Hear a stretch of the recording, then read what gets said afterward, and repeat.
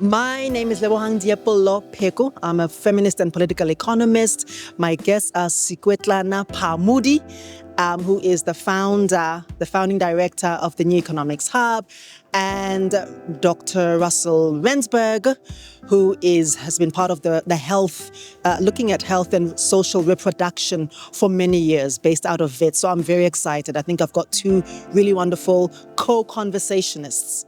We are a campaigns resource hub to communicators and campaigners working in the space that connects climate, economics, and development in South Africa. The work we do is really try to advance new thinking and new models and frameworks for how we understand the economy and how we can bring the green economy into the center of the economy so that we can have socially inclusive and ecologically sustainable economics going forward. This is the first of 5 events under the Economy is Care initiative. The idea here is to enable us to have a conversation that centers care in the economy rather than only thinking about the economy through spreadsheets and tables. So Oxfam South Africa is a partner with New Economy Hub of a series of conversations. Today is the first one of those.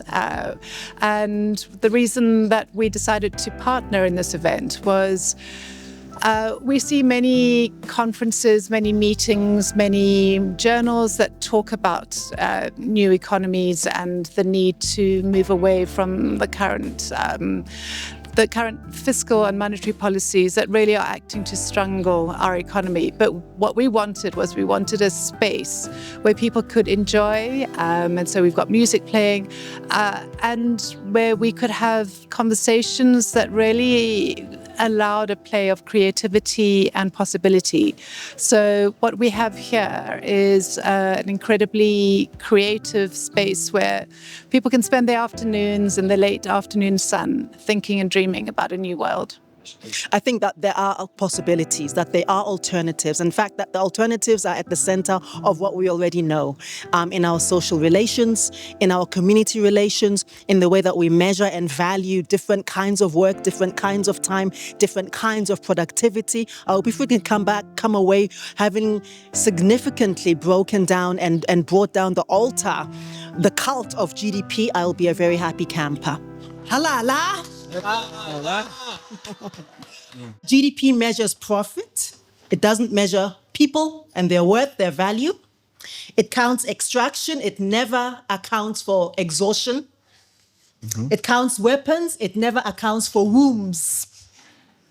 It counts mines, but it doesn't count the dead rivers and whose lives vanish in the midst of the GDP cult, because it is a cult. And by the time we're done today, cult must die. Or a new one must be formed. A new one must be formed, yeah. It doesn't count the people who are informalized, precaritized, invisibilized. It tends to speak as though GDP came from heaven and it's always existed, and of course it hasn't. It was created in the late 1940s after what I like to call the European War, but okay, the Second World War for clarity. And it was really created to reinvent and to redesign and to rehabilitate Western capitalism. The US, the European and the Japanese economy specifically.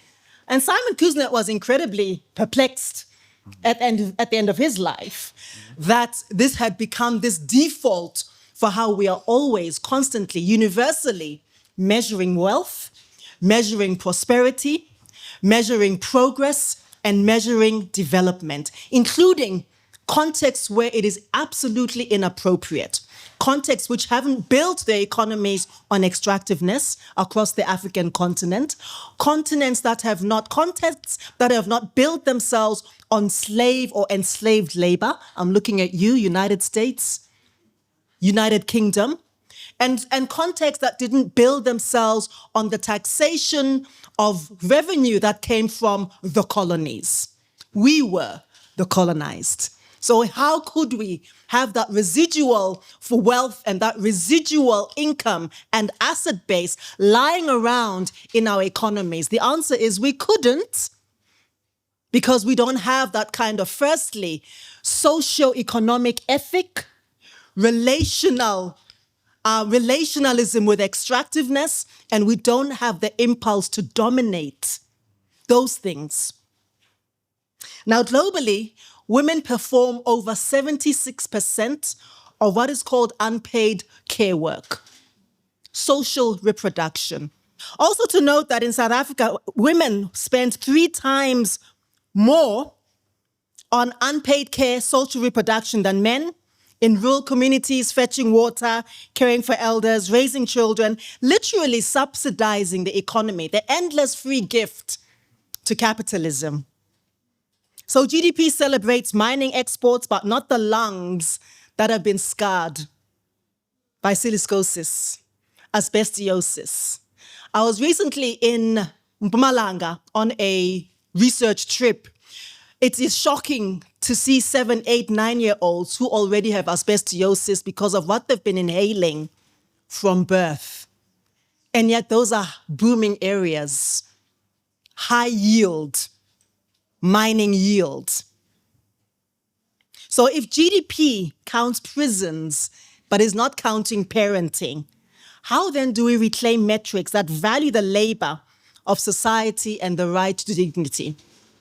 And when we speak about care, when we speak about the care economy and care economics, I prefer to name it as social reproduction. Why? Social reproduction is about reproducing many things. Beyond picking up socks, very valid. Beyond caring for children, very, very valid. Beyond caring for the elderly, very valid. Beyond dropping off children at school, very valid. It is an intergenerational legacy. It is how we learn languages, how we learn colors, how we learn how to be people with people. Who was the first person who ever said to you, you must say thank you when you're given something? So at the heart of social reproduction is also the unpaid and undervalued labor that keeps people, households, and communities alive. It is a lifeline. It is the difference between being and unbeing, living and unliving, or just existing. And yet under global capitalism, this has become a care complex that mirrors the logic of chattel slavery. GDP thrives on extraction. It's vampiric. Every tree that is felled, every ton of coal that is burnt, every fish that is netted is counted as progress. Progress at any cost. Yet the ecological costs, poisoned rivers, collapsing fisheries, rising asthma rates, asbestosis remain externalities. Everybody who lives in Gauteng, every other person I know, you develop things. I never had breathing issues, sinus, before I lived in Gauteng. I love my city, but it's a health risk.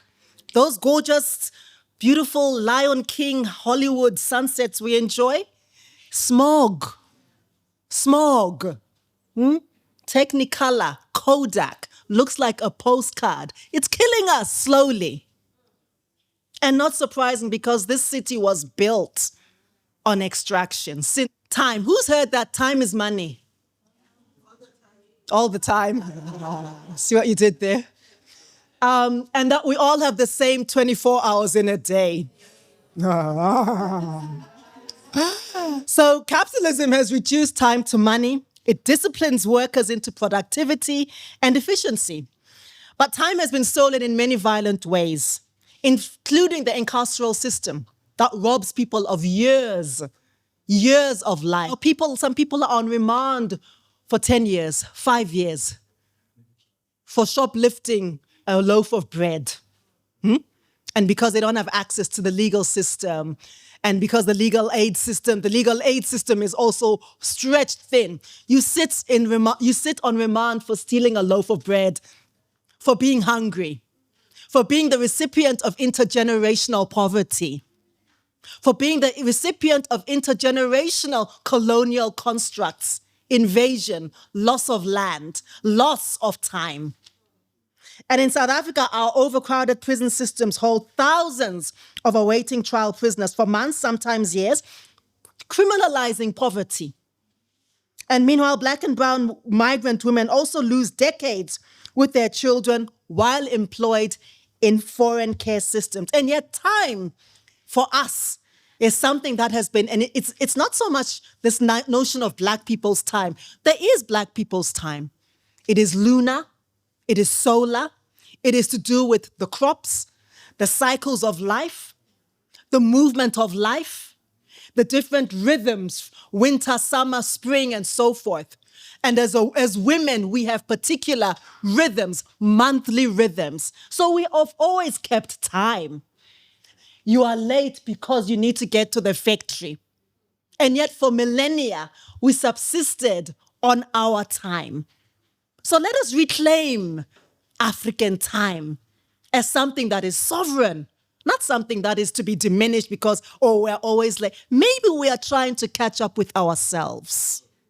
So decolonizing time means reclaiming time sovereignty. Capitalism, GDP, tells us that walala wasala. No. Walala wapupa. You dream, you imagine, you think, you refresh, you choose, you get clarity. Maulala. That's what happens. Time to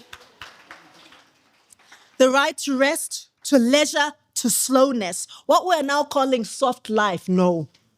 Soft life is real life. Soft life is what we all deserve, real life. We're not supposed to be exhausted. As Trisha Hersey tells us, rest is resistance. I want to turn it out to my good colleagues here to wrap themselves around whatever they want to wrap themselves with these provocations. I think I'll start over there with Russell. Thank you. Oh, Dr. Pheko. Those are incredibly deep chats and provocations. And I think it goes to the core about being, right? Being is really about how we define ourselves in space and time, right? And what we choose to make acceptable. And last year around this time, we inaugurated a new government. And I was incredibly hopeful because I thought the contestation of ideas, sometimes different, could chart us on a new course on what we value, right? The president then came out, did his little speech, gave us 3 priorities. The first one was inclusive growth, which speaks directly to Dr. Pheko's point. The second was jobs and reduced cost of living. And the third was a capable and ethical state. And I think over the last year, that's the thing that we've wrestled with. What is the political economy of reform?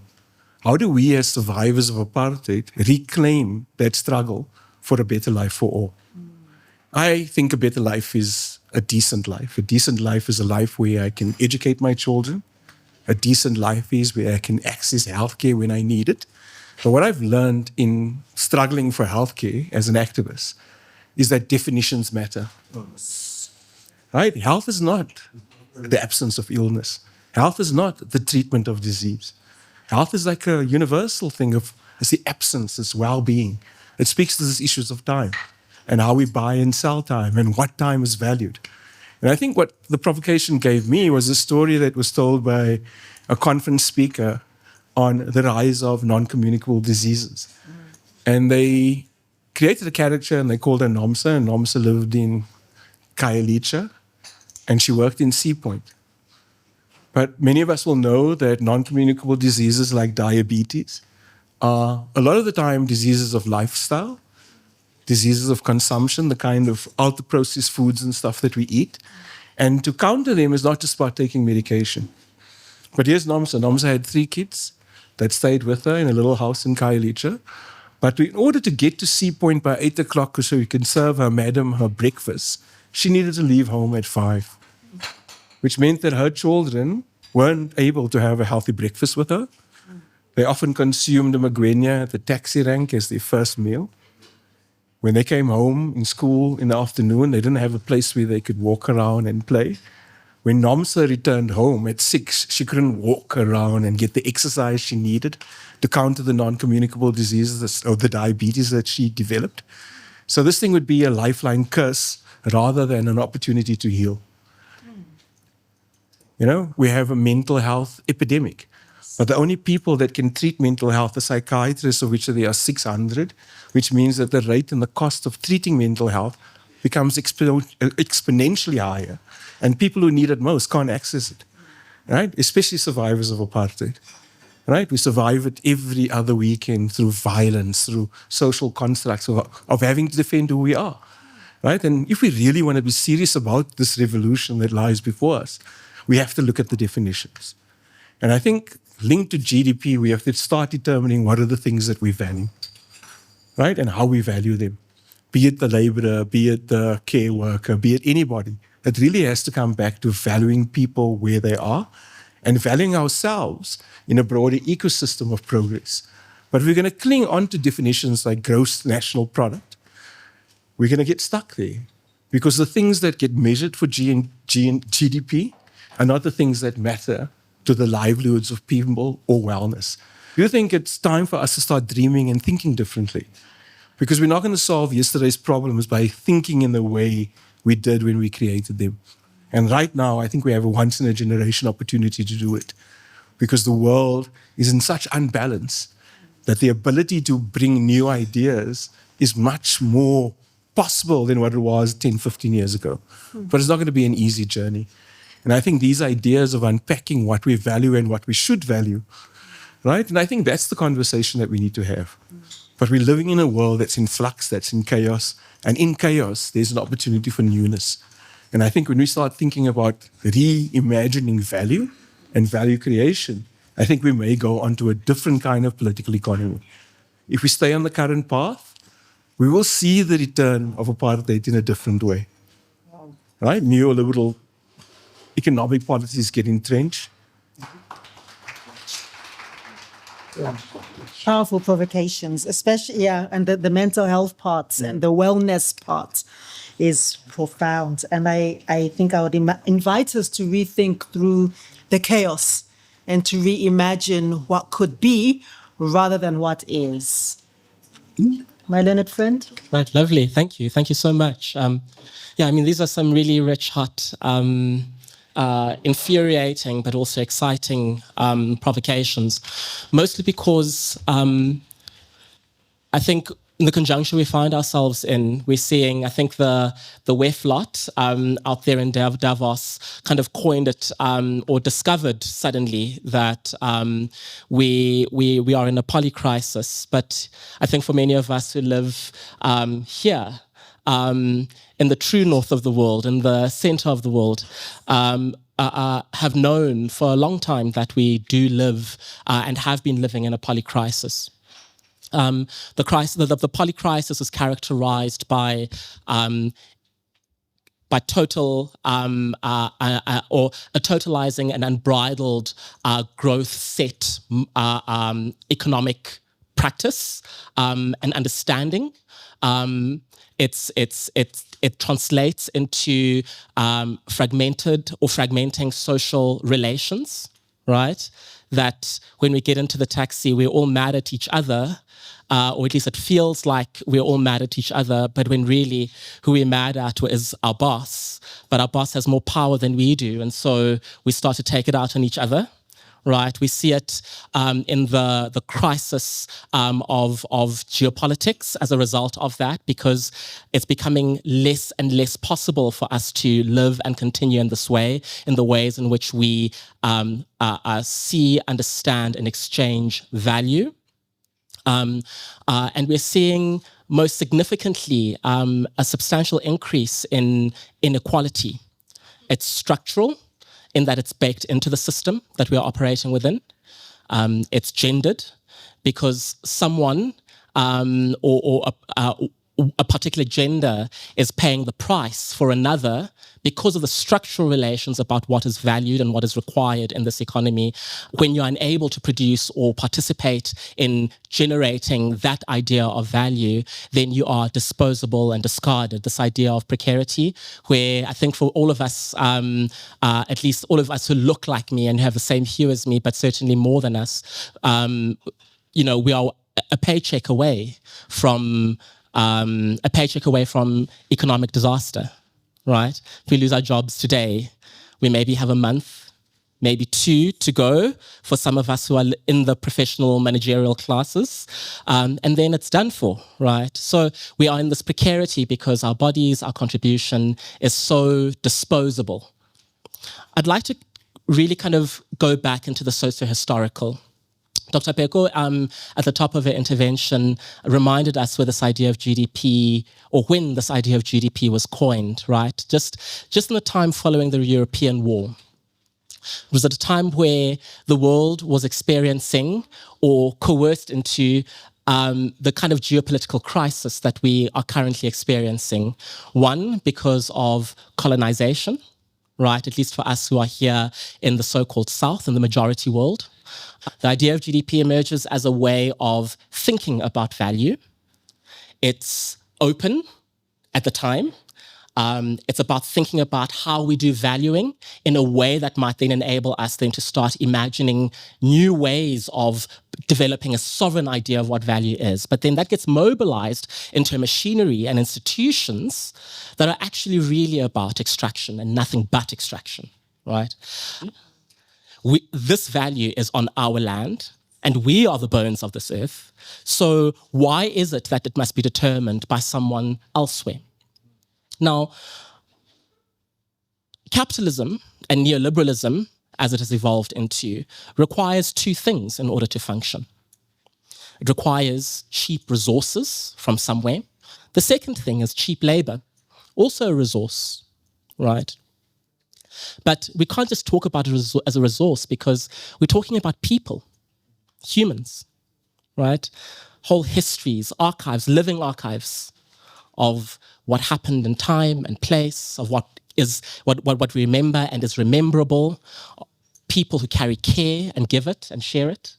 But that labor is then extracted and funneled into a particular way of behaving, a particular way of thinking about and aligning around how we use our time, where we invest our time, and where we exchange value. And this is what I think I'd like to really maybe bring front and center in the ways that we think about the economy and start to ask ourselves, well, where and how does GDP really account for that care? Now, GDP is a really useful tool. There's nothing that we can expect to benefit when we isolate and close ourselves off from the world. We have to trade. And so a trade to GDP ratio becomes really important as a way of communicating the value a country as a whole, a country economy, offers to the world. But how does that country then reckon with the unaccounted for labor, care, and value that is produced, generated, but is not accounted for within this ratio and within GDP as a key anchor in this trade to GDP ratio? I think we really need to start kind of connecting these dots and asking ourselves, well then, if we're only going to be thinking about GDP, and we are saying that GDP is the best measure by which we can do the valuing of things in our society. And these are the tables or the ratios by which we start to then communicate and negotiate our position in the world and how we construct the economy we are in relation to the world. Does it account for that unseen, unheard labor? That labor that is of social reproduction, that labor of care work, that labor of ensuring that we are reproducing or rebuilding our environment, rebuilding and rehabilitating our societies. And GDP is a measurement, right? And one of the reasons that GDP in itself is maybe not a bad thing, right? But is one of the things that we contribute to GDP is linked to the value, right? At the moment, 60% of South African children grow up with a single mother, right? Who often has to work and provide. In South Africa, we have mass unemployment. Getting more people's employment or work recognized raises, like I say, rising tide lifts all boats. So the things that we think can contribute to value are not the things that we're measuring or studying. And the minute that we can destruct what is value in addition, we can organize, we can mobilize, and ultimately we can shift political power. Because what really drives this change is not just us the voices on the margin who are throwing stones into the circle, but is really reorganizing our politics. Which is a very compelling concept. The idea that we're only valuable in as much as we can give and be producers. So the elderly become obsolete, and which is why there's some political parties which talk about once you're over 40, you must vacate. And I find that really problematic. My name is Zimbali, particularly inspired by Comrade Russell's remarks around that we are operating in a context where there's chaos and there's a lot of opportunity to sift through that and make the interventions that we want. I mean, we've seen how that has played out, for instance, in the signing of the expropriation bill, the NHI, even in the context of like the GNU shifts. And one might say that is one example of, how in the midst of chaos, there can be points of intervention. And I just want you to reflect on particularly the NHI, because I mean, it's one, one of the major breakthroughs we've seen in, post-apartheid era towards like universal health coverage. But it comes in a context where you're seeing increasing austerity. We are seeing cuts to public health care. Hi, my name's Tiffany Willoughby Herard. My question is about rotating credit associations and people that we think of as running susus, partner hands, the banker ladies, and where they fit in this vision of the new economy hub. Because globally, poor people do not rely on only employment and wages. No. We can't rely on them. And yet we're able to move money, redistribute money, create wealth that doesn't cause harm. So to Tiffany's question, we have a long history of informal financial markets, right? Stockpiles, burial societies, we've done them for a very long time. As a former banker, I can attest that unfortunately we monetized them through the corporate banking system and eroded them, right? So we need to almost go back to communitarian approaches to banking, but the biggest issue there is trust, right? So yes, and it's a very newsworthy topic you're talking about at the moment. There's a big contestation on our quarter labor market statistics. And some of the financial guys are saying there's a lot of money that's not being recognized or economic activity that is not translated into our jobs data. But it really is something that we need to think about. Coming back to the initial question around the NHI, I think we lost the narrative war, right? And with a lot of our politics at the moment, we've lost the narrative war, to a point where we ourselves are succumbing to the narrative that our government is inept, that they're incompetent, that every black person is corrupt until proven otherwise, and there's this presumption of guilt. So the challenge to us in the new economy, the first job is changing the political narrative. And that is our job as non-state actors. Not to be echoes, but to be voices that is evidence-based and focused on the problem that we're trying to solve.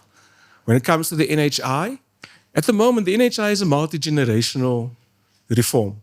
At the first instance, it's about reorganizing an apartheid health system to be better aligned towards meeting the needs of the people that need it most. We spend 300 billion rand on publicly funded healthcare, but 60% of that is spent in hospitals.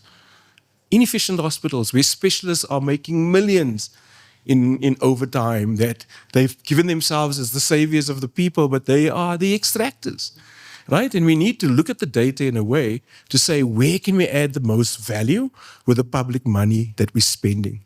But unfortunately, we lost the public narrative because Adrian Gore and all of his buddies are very good at narrative. My name is Emerod, call me M. But younger people are still taught to value consumerism and capitalism above everything else.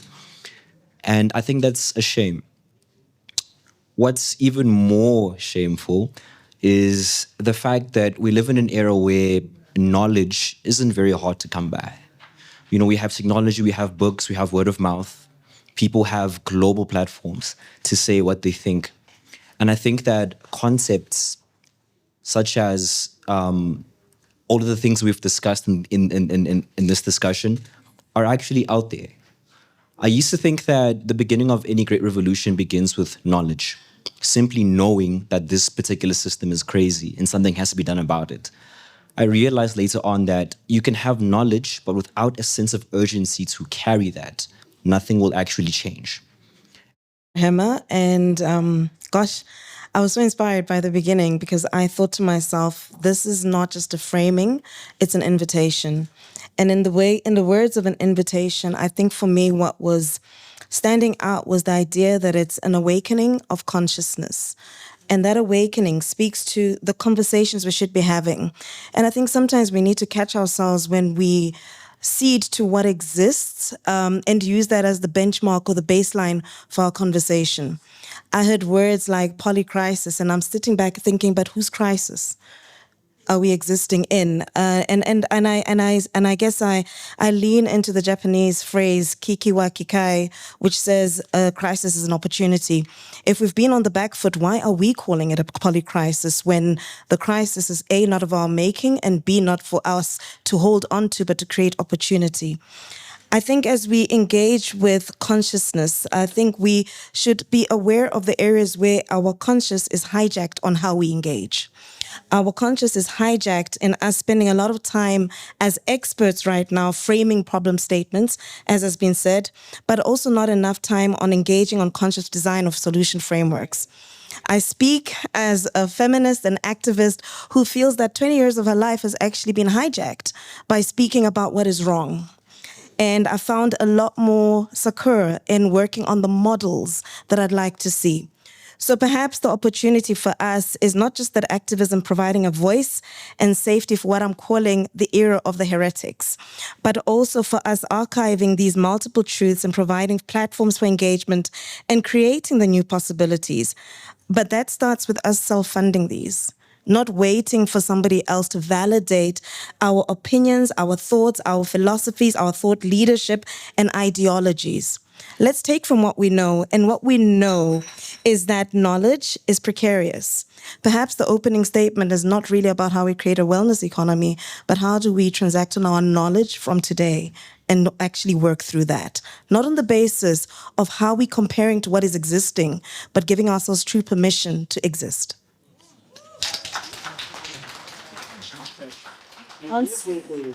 So I challenge everybody here to think about those countries that today you call developed and go back and look at their political history and tell me that they had a similar so-called democracy that will allow them to develop economically and to empower ordinary people. And I think as we have the discussion about the economy, it is important that we also have the political discussion. Are we adopting a system that does not work for us? Are we adopting a system that simply amplifies the poverty of our people? It's a new beginning. We have to plant the seeds and we have to ask ourselves, will we be at the harvest? And to be at the harvest, we have to do the things that matter. Health, education, well-being. The rest of the stuff is bonus. Thank you. Over. One, I think we really need an economic paradigm shift. And I think that we all agree here, right? How we think about and understand what an economy is and who it exists for. If we don't do that, then we've already lost. I would maybe venture that the economic paradigm shift really needs to be one that shifts us into resilience, as opposed to the one that we have right now, which has locked us into precarity. And to bolster resilience, we've really got to redefine the purpose of the economy, who it exists for, who it serves, and how it functions on people's lives or through people's lives, as opposed to how it functions on spreadsheets and tables. Second, we've got to connect struggle, right? We can't just, I'm not an economist, but I care about the economy and I'm paying as best attention as I can to the things that I do understand. But I can't just stop there. That can't be my limit. I also have to be asking other people who know a little bit more about what this economy thing is, how it's set up, what are the conditions that we are dealing with, right? What are the constraints that our government is working within and what it needs from us so that we can then be able to empower it to make bigger, bolder kinds of claims. And we have to look beyond this economy idea as economy writ large. It's got to be locked into these ideas around health, education, wellness, the value of this place that is our people, right? And in investing in the value that is our people, we start to generate and co-create value that serves people. 3, we've got to build integrated campaigns, We've got to stop the stuff of, my issue, which is around health, or my issue, which is around sexual and gender-based violence and femicide just needs to have its own stage. I think those moments are important, and they do need to kind of arise so that we give each other a turn for the visibility. But we've got to connect those struggles, because as women, as queer people, as people who don't have good health, as people who are socioeconomically excluded for whatever reason, we don't live only in those kinds of positionalities and realities. We're full, complex people, right? Those women who are fighting around the issue of sexual and gender-based violence and femicide are also workers who are being oppressed by the bosses, right? They are also people who are living in unsafe and insecure communities produced by structural, racialized and gendered inequality. We've got to connect these dots and demonstrate how all of these are linked, and that we want it all, not just one or the other, or one to the exclusion of another. Lastly, we need coordinated political strategy, right? It doesn't mean that we need to build a microwave political party that's going to contest elections at the next year, and then those people are the ones who will then do the legwork. I have nothing to add, which is unusual for me. I'll say this. I'll say thank you and thank us for this conversation. I will say thank you from the ones who have been our ancestors for bringing us to this moment. And I will hope that one day our descendants will thank us for being good ancestors. And I'll leave it right there.